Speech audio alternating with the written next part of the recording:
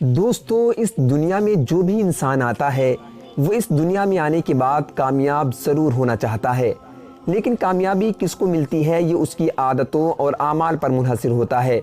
اللہ تبارک و تعالی قرآن میں ارشاد فرماتا ہے، قد افلح المؤمنون الذین هم فی صلاتهم خاشعون والذین هم عن اللغو معرضون والذین هم للزکاة فاعلون والذین هم لفروجهم حافظون۔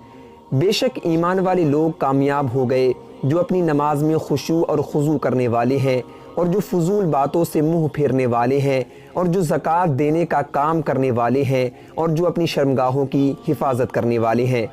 اس آیت میں ایمان والوں کو بشارت دی گئی ہے کہ بے شک وہ اپنے اللہ تبارک و تعالیٰ کے فضل سے اپنے مقصد میں کامیاب ہو گئے اور ہمیشہ کے لیے جنت میں داخل ہو کر ہر ناپسندیدہ چیز سے نجات پا گئے۔ دوستو، ابھی ہم نے آپ کو قرآن کی جو آیتیں سنائی ہیں یہ سورہ مومنون کی پہلی آیتیں ہیں، اور سورہ مومنون 18ویں پارے کے شروع میں موجود ہے۔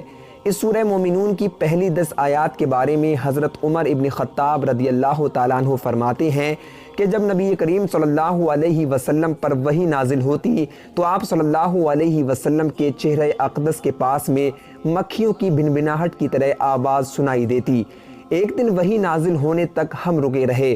جب یہ کیفیت ختم ہوئی تو آپ صلی اللہ علیہ وسلم نے قبلہ رو ہو کر ہاتھ اٹھا کر دعا مانگی، اور اس کے بعد میں ارشاد فرمایا کہ مجھ پر 10 آیات نازل ہوئی ہیں، جس نے ان میں مذکور باتوں کو اپنایا وہ جنت میں داخل ہوگا۔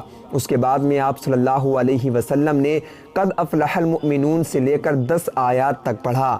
دوستو، اگر پیسہ ہی انسان کی اصل کامیابی ہوتا تو کوئی بھی مالدار دنیا میں دکھی نہ ہوتا۔ حالانکہ ہم دیکھتے ہیں کہ کتنے پیسے والے نافرمان اولاد یا بے اولادی، بیماری وغیرہ سے پریشان رہتے ہیں۔